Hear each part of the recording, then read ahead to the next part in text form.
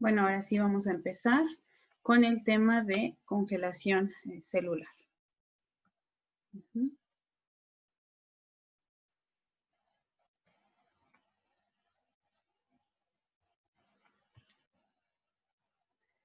Y pues lo primero es, ¿por qué tenemos que preservar una línea celular por congelación? ¿O cuáles serían las ventajas de preservar una línea celular por congelación? Pues para empezar vamos a reducir riesgos. ¿Cuáles son los riesgos que nosotros tenemos al manipular una línea celular? Pues para empezar puede haber contaminación microbiana. Ya dijimos que los medios que nosotros manejamos en cultivo celular pues son medios sumamente ricos, que cualquier bacteria, hongo o cualquier otro microorganismo que caiga en ellos pues va a poder rápidamente multiplicarse. Entonces pues es importante reducir esos riesgos. Otra cuestión es que hay que reducir el riesgo de contaminación con otras células. Esto es porque muchas veces en el trabajo con el cultivo celular no solamente estamos manejando una línea celular, sino que estamos manejando varias. Y entonces el estarlas subcultivando todas juntas y todas al mismo tiempo, pues puede existir un riesgo de contaminación. Otra cosa es que también tenemos riesgo de que las células cambien genéticamente. Nosotros ya comentamos, ¿no? Que obviamente las células van a tener, la línea celular continua va a tener un fondo genético bastante estable. Pero eso no quiere decir que nunca vaya a mutar. Siempre va a haber alguna mutación que se puede establecer en nuestra población. Si nosotros seguimos subcultivando, subcultivando, subcultivando, va a llegar el momento en que vamos a acumular pues varias mutaciones y que nuestra línea celular incluso llegue a cambiar sus características morfológicas o características importantes, ¿no? Para el trabajo con esta línea. Entonces, el congelarlas y mantenerlas así, pues nos va a ayudar a que este riesgo sea mínimo.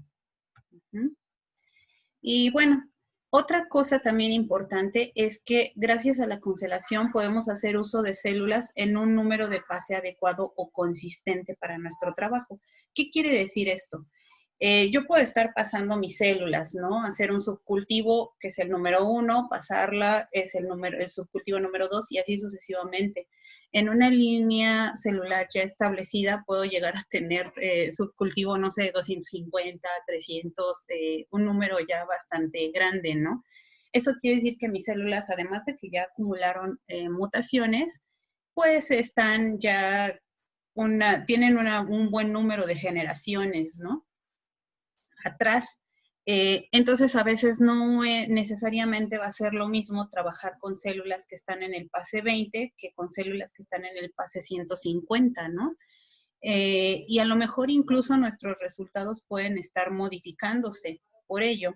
Entonces, si nosotros trabajamos siempre con un número de pase similar, pues lo vamos a lograr. Esto, si nosotros congelamos células en un pase, digamos, 10, y después, ya cuando llegan al pase 30, 40, las desecho y vuelvo a sacar o a descongelar células que estaban en un pase más joven, puedo estar más o menos siempre trabajando en un intervalo de pases pues más adecuado, ¿no? Y pues bueno, tal vez otra cuestión sumamente importante es que nosotros al congelar células, pues vamos a reducir costos y tiempo. Si nosotros estamos manteniendo nuestro cultivo celular siempre haciéndole subcultivos, subcultivos, pases y más pases, pues eso lleva tiempo, pero además lleva gastos, ¿no? Ya nosotros comentamos en la clase de cultivo celular que, por ejemplo, el suero fetal bovino, que es con el que normalmente se crecen nuestras células, pues cuesta, no sé, alrededor de 15,000 pesos un frasco de 500 mililitros y pues bueno, eso a veces si lo consigues en buen precio, ¿no? Entonces, pues imagínense los gastos que conlleva estar siempre manteniendo nuestra línea celular y si en algún momento dado nosotros ya no la necesitamos por nuestro trabajo, porque estamos manejando otra línea o simplemente porque nos vamos de vacaciones, ¿no? Entonces, nos podemos ahorrar ese dinero de medios, de sueros, de botellas de cultivo si nosotros dejamos a nuestras células en congelación. Entonces, pues realmente el congelar nuestras células pues tiene múltiples ventajas, ¿no? Sobre estarlas subcultivando, subcultivando, subcultivando. Y entonces, ¿cómo es que voy a hacer una congelación de células? Ajá. ¿Cómo las voy a congelar? Pues bueno, pues muy fácil. Las voy a congelar en nitrógeno líquido a menos 196 grados. Pero pues tengo que hacer una cierta metodología para ello, ¿no? No simplemente es tomar nuestras células y sumergirlas en el nitrógeno líquido. Realmente tenemos que llevar a cabo un procedimiento, ¿no? Y pues tenemos algunos problemas. El principal problema cuando nosotros congelamos células es que se va a formar hielo. Se va a formar hielo tanto de forma intracelular, es decir, dentro de la célula, como de forma extracelular. Dentro de la célula, el problema que vamos a tener es que podemos tener un daño mecánico, no justamente mientras que están congeladas las células, sino cuando éstas se descongelan. Imagínense que tienen estos cristales dentro de la célula, al irse descongelando la célula y que todavía están estos cristales dentro, pueden realmente actuar como cuchillos que van a cortar todas las estructuras internas de la célula, lo cual pues es realmente grave o puede ser realmente grave para la célula y puede causarle la muerte.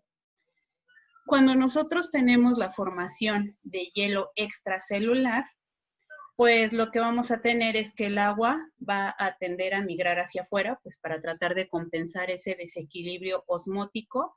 Va a haber una deshidratación, entonces las células van a tender a encogerse, a hacerse más pequeñas y también pueden llegar a morir. Entonces realmente pues no es así tan sencillo, ¿no? Como decíamos en un inicio, esto de congelar, no nada más es de sumergir mis células en nitrógeno líquido o guardarlas en el congelador y ya. Realmente puedo tener el problema de la formación de cristales de agua y mis células pueden llegar a morir, lo cual sería pues bastante malo para mi subcultivo, ¿no? ¿Qué puedo hacer para prevenir esto, no? Pues vamos a seguir varias estrategias y pues la principal es el uso de algún agente crioprotector. Si nosotros no usamos un crioprotector, vamos a ver que la formación de hielo, tanto intracelular, o sea, dentro de la célula, como extracelular, pues es bastante importante. Se van a producir muchos cristales de hielo y pues esto puede ser muy grave para la célula. ¿Qué pasa cuando nosotros tenemos un crioprotector? El crioprotector lo que va a hacer es que la formación de hielo sea menor, que no tengamos tantos cristales, tanto de forma intracelular como de forma extracelular. Entonces, pues podemos ver que vamos a tener diferentes tipos de crioprotectores. Los que entran a la célula y evitan que se formen los cristales dentro de ella, y los que quedan fuera de la célula y que pues van a tener la misma función, pero ahora fuera, ¿no? Ambas cosas son importantes para que durante la congelación y al momento de descongelar nuestras células, estas células pues tengan una mayor sobrevida. Los principales crioprotectores que nosotros tenemos es el dimetilsulfóxido, el glicerol, el etilenglicol y el propilenglicol. El más usado para los cultivos celulares o para las células de mamíferos, que son las que normalmente nosotros utilizamos en nuestro laboratorio de virología, pues es el dimetilsulfóxido o DMSO. Esta molécula o esta sustancia, pues podemos ver que es relativamente pequeña y pues tiene en el centro un azufre, ¿no? Esta molécula, este agente orgánico, pues va a poder penetrar las células y va a servir como un crioprotector intracelular. Entonces, este es un crioprotector que va a actuar dentro de las células y que lo que va a hacer es reducir la formación de cristales dentro de ella, ya que va a interactuar con las moléculas de agua y va a impedir, y con las sales también, ¿no? Que están dentro de la célula, y va a impedir que estos cristales crezcan y se hagan muy grandes. La concentración máxima que podemos o que debemos utilizar de este dimetilsulfóxido es del 10% de nuestro medio. ¿Qué quiere decir? Que nuestro medio de congelación, además de todos los componentes que ya tiene, pues le vamos a adicionar hasta un 10% de dimetilsulfóxido. Y pues bueno, como les decía, ¿no? Esta es la la molécula o la sustancia de mayor uso común para las células de mamífero, que nosotros son las que utilizamos. Otra sustancia importante que nosotros utilizamos es el suero.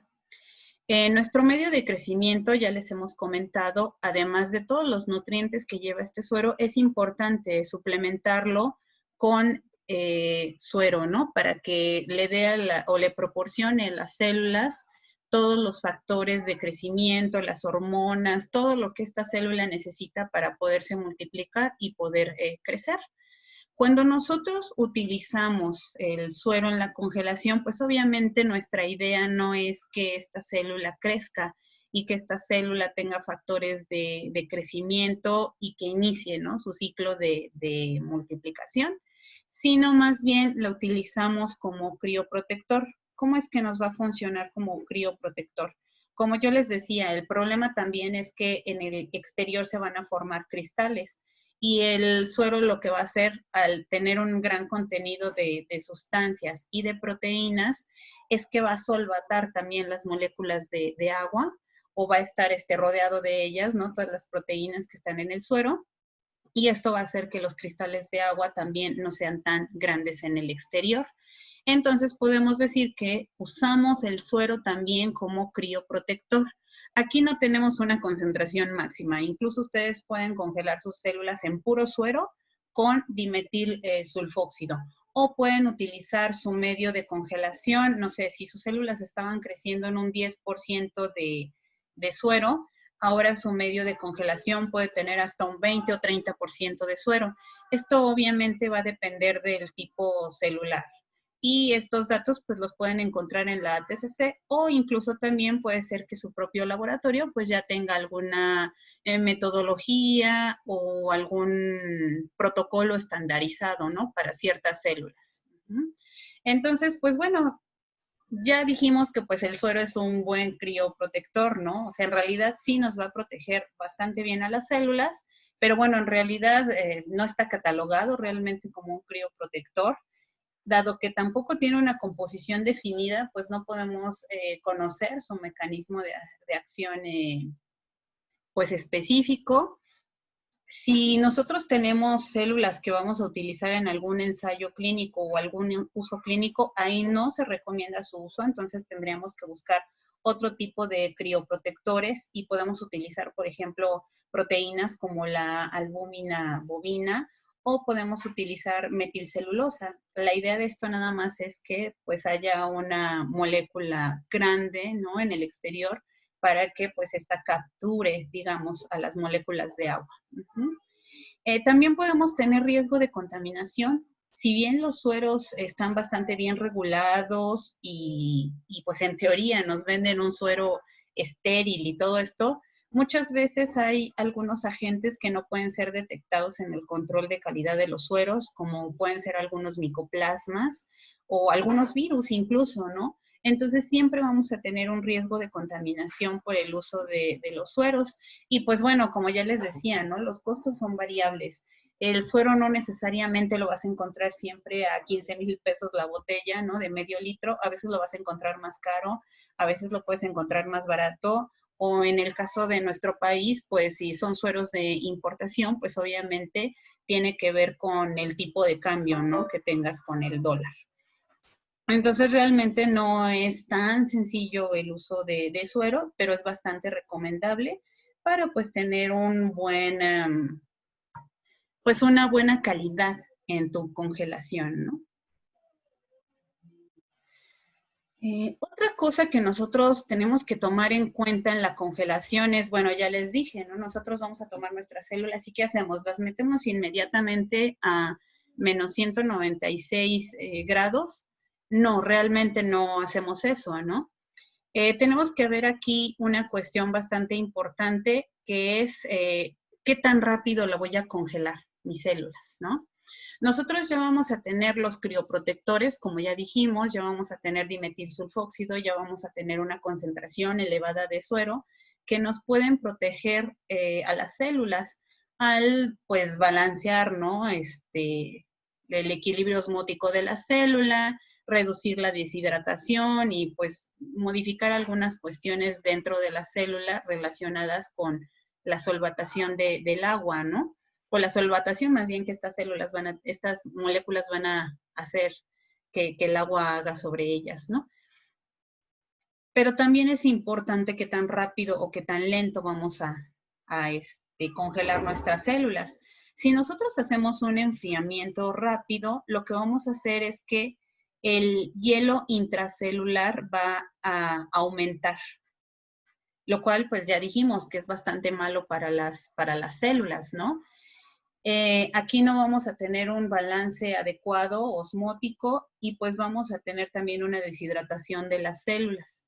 Si nosotros hacemos un enfriamiento lento, lo que vamos a hacer es que va a disminuir la probabilidad de que se formen cristales intracelulares, pero se van a formar más cristales extracelulares.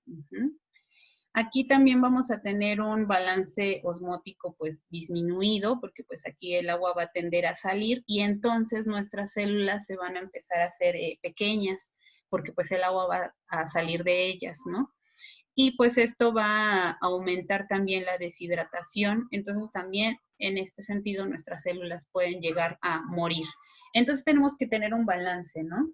Nuestro enfriamiento no puede ser tan rápido, no puede ser así de que, pues tomo mis células y las meto a menos 196 grados, y tampoco puede ser así tan lento de que me tarde una semana enfriándolas, ¿no? Lo que se recomienda más o menos es que el enfriamiento sea de 1 grado centígrado por minuto. Y entonces, ¿cómo hacemos esto? ¿No? De repente, pues sonaba todo muy fácil, vamos a tener nuestras células preservadas con congelación, pero ya estamos viendo que en realidad no es tan sencillo, ¿no? Que sí hay varias cosas que tenemos que cuidar. Entonces, pues bueno, todo va a ser cuestión de tener nuestros protocolos bien establecidos, ¿no? Y por ejemplo, aquí tenemos una metodología general de lo que puede ser la congelación. Recuerden además que muchas veces nuestras células las tenemos crecidas en monocapa, entonces tampoco es que vamos a agarrar la botella y la vamos a congelar. Lo que tenemos que hacer es cosechar estas células. Si están en monocapa, las tenemos que despegar con tripsina berseno, lo cual además puede ser un factor importante si no lo hacemos bien esta cosecha de células. Pues bueno, nuestras células pueden empezar a morir, ¿no? Con ese tratamiento. Entonces tenemos que hacer un tratamiento con tripsina berseno. Si tenemos células que están creciendo en suspensión, pues simplemente hay que centrifugarlas, ¿no? Y entonces lo que vamos a obtener aquí es un pellet o un botón de células. Estas células las vamos a resuspender con nuestro suero de congelación, que como ya les había dicho, simplemente puede ser el medio de crecimiento suplementado con una mayor proporción de suero, o también es posible que nosotros adquiéramos algunos sueros comerciales o medios comerciales ya específicos para la congelación de las células, ¿no? Volvemos a lo mismo, eso depende de las capacidades de su laboratorio, de las células que estén manejando y pues bueno, de su protocolo, ¿no? Que ya está establecido. Pero bueno, entonces una vez que ya tenemos este pellet de células o este botón resuspendido, lo que vamos a hacer es pues ponerlas en tubos que se llaman criotubos, que son tubos especiales que nos van a resistir el congelamiento a menos 196 grados, que es del nitrógeno líquido, y lo vamos a colocar en un recipiente que nos va a bajar la temperatura de forma controlada, claro, poniéndolo en un ultracongelador, ¿no? Por ejemplo, en un congelador de menos 70 grados centígrados. Estos recipientes normalmente lo que hacen o su funcionamiento es que, si ustedes se fijan aquí, sus paredes son un poco gruesas para que pues una vez que tú lo sometas o lo metas en el ultracongelador, pues el frío no entre tan rápido, ¿no? A las células. Y además, adentro también tienen otro sistema de aislamiento que generalmente es con alcohol isopropílico, ¿no? Estos aparatitos, digamos, ¿no? O estos recipientes, pues pueden ser un poco caros. Una forma, digamos, bastante económica de suplirla es simplemente con cajas de unicel Y entonces, pues, los podemos poner en esas cajas de unicel dentro de nuestro ultracongelador y entonces vamos a lograr que el enfriamiento sea pues gradual. Ujú. Una vez que ya nosotros tenemos estas células en nuestro ultracongelador, por ejemplo, 24 horas, ya entonces los podemos pasar al nitrógeno líquido, ¿no? Y ya tener pues un enfriamiento mayor hasta menos 196 grados. Entonces vemos que pues si bien tiene sus complicaciones la congelación, una vez que ya has establecido un protocolo adecuado, pues puede ser también relativamente sencillo, ¿no? Y pues bueno, una vez que ya las tienes en nitrógeno líquido, estas células te pueden durar años. Por ahí les contábamos una anécdota, ¿no? De que hace como 3 años las células que utilizó alguna generación de QVPs fueron células congeladas en 1982. O sea, ya tenían más de 20 años, 30 de estar congeladas. O sea, todavía nuestros alumnos no habían nacido cuando estas células se habían congelado y funcionaron bastante bien, ¿no? Entonces ustedes vean la capacidad que pueden tener al congelar las células, ¿no? Pueden llegar a preservar sus células por meses, años e incluso décadas, ¿no? Lo cual es bastante, bastante bueno. Ahora, ¿dónde voy a tener mis células? Pues las voy a tener en un tanque de nitrógeno, ¿no? Que pues dependiendo obviamente de mi laboratorio, pues puede ser un tanque pequeño de unos 20, 30 litros, hasta pueden ser tanques pues más grandes del tamaño de una persona y pueden ser incluso no nada más tener un tanque, sino varios tanques, ¿no? Entonces esto generalmente lo vamos a observar en lugares donde se dedican a hacer banco de células y a congelar células. Por ejemplo, pues en un banco de esperma, ¿no? Donde vamos a tener pues un montón de células congeladas.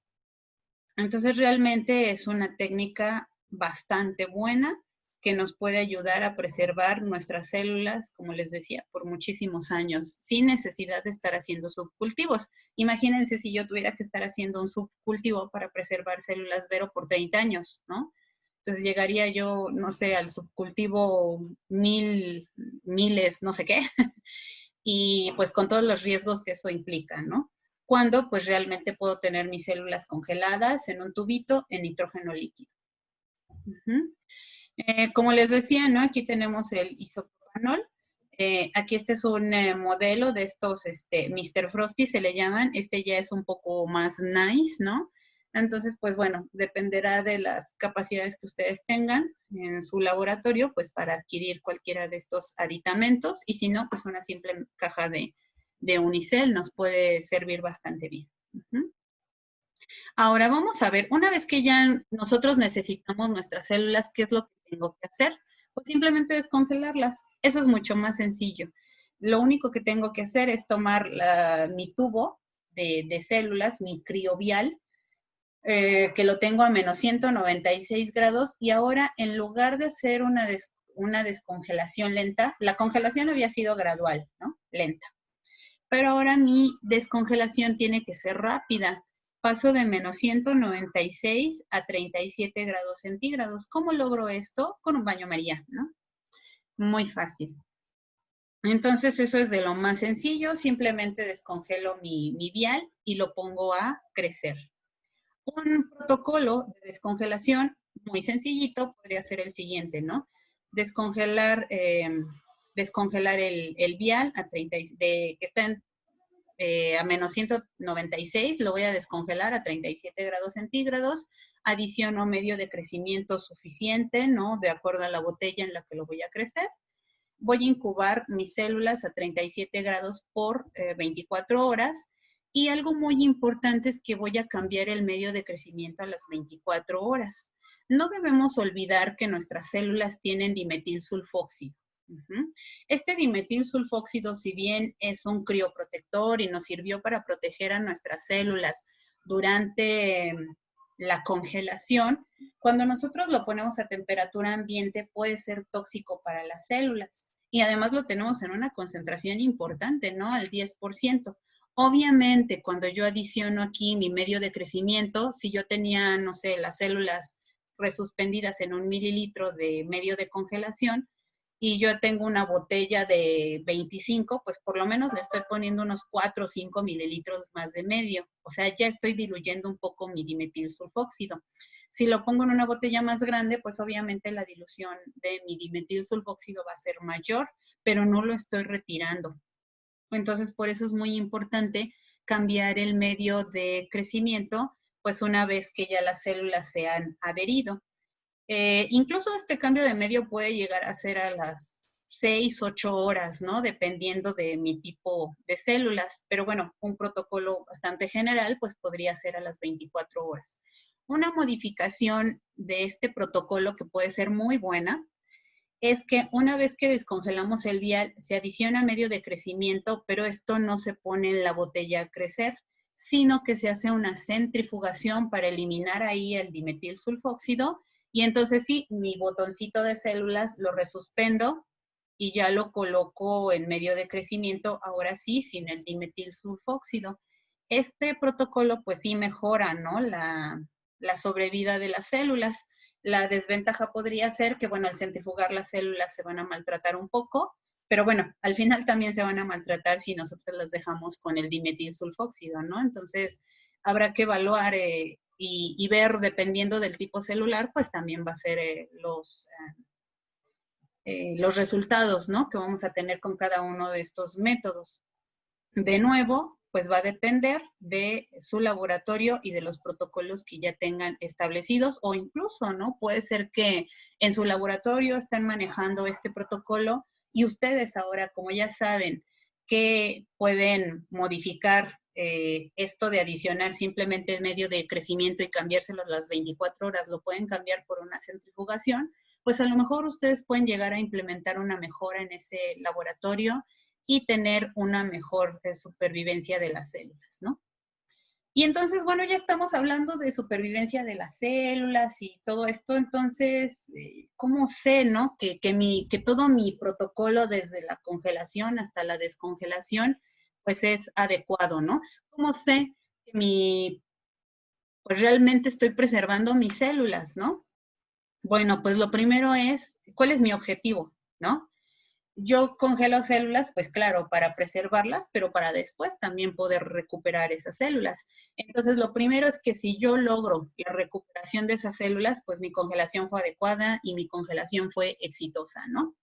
Entonces, pues yo lo que tengo que tener al final de la descongelación, pues es una monocapa celular con las células bonitas, ¿no? Con las células, con las características morfológicas y fisiológicas que tenía yo en un inicio. No se vale que aquí tenga mis células, si la morfología era fusiforme o epiteloide, mejor dicho, que ahora yo tenga células estrelladas, ¿no?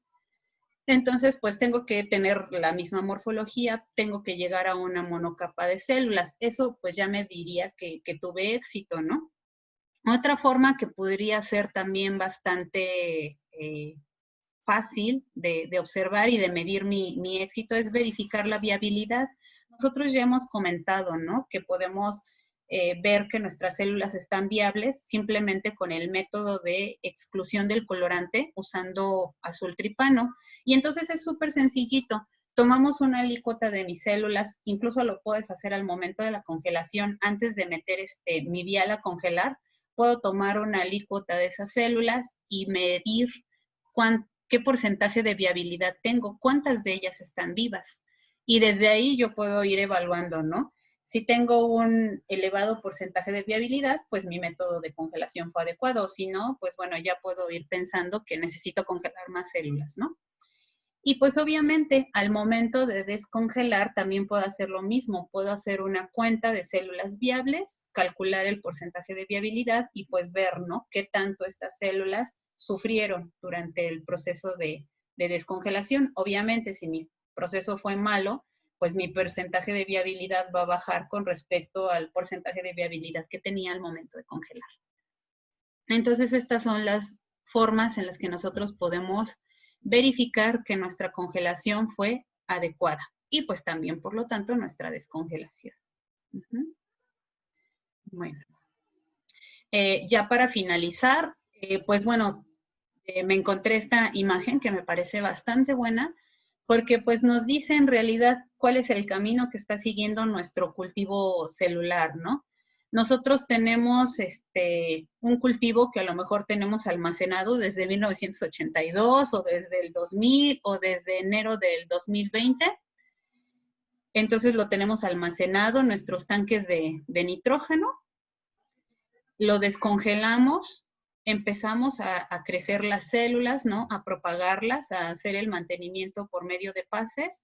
Estas células, pues obviamente no las queremos pasar solamente por el placer de pasarlas, ¿no? Obviamente las vamos a utilizar para alguna prueba experimental, pero también parte de ellas las vamos a congelar, las vamos a almacenar y así sucesivamente. Nosotros simplemente podemos ir manteniendo este ciclo de almacenamiento, descongelación, mantenimiento, congelación y así sucesivamente por un número indeterminado de años y pues tener nuestras células pues ya para toda la vida o incluso si nosotros nos vamos de un cierto laboratorio, pues ya dejamos ahí nuestras células para que otras personas trabajen con ellas, ¿no? Entonces realmente esto de la congelación pues nos da muchas oportunidades pues, de tener un banco de células y de poder tener un gran número de células o de tipos celulares incluso sin necesidad de estarlas subcultivando todo el tiempo y de estar trabajando con ellas.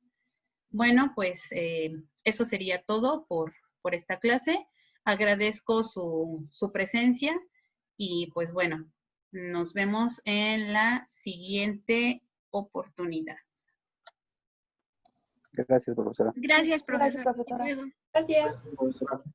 Gracias. Sí, de nada, gracias a